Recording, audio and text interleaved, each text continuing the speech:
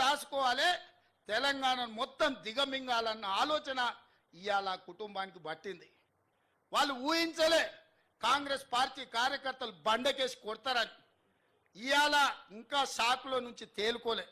రెగ్యులర్గా ఆయనకు shock treatments జరుగుతున్నాయి ఫామ్ హౌస్లో. ఎందుకంటే అతనికి వాస్తవం అర్థం కావట్లేదు. అధికారం పోయింది, ప్రజాపాలన వచ్చింది, గడీలు బద్దలైపోయినాయి, ఇవాళ వాళ్ళ బతుకులు దివాలా తీసినాయి అన్న సంగతి ఆయనకు అర్థం కావడానికి కొంత సమయం పడుతుంది. ఈ లోపల కొంతమంది చిల్లర మల్లర గాళ్లను మన మీదకి మాట్లాడిస్తున్నారు. కాంగ్రెస్ పార్టీ కార్యకర్తలారా అప్రమత్తంగా ఉండాలి. ఈ కాలకేయ మూట మళ్ళీ గ్రామాల మీదకి రాబోతుంది. ఇవాళ వాళ్ళని వదిలించుకున్నాం, మిడతల దండై తెలంగాణను కబలించాలని ఇవాళ వీళ్ళందరూ కుట్రలు చేస్తున్నారు.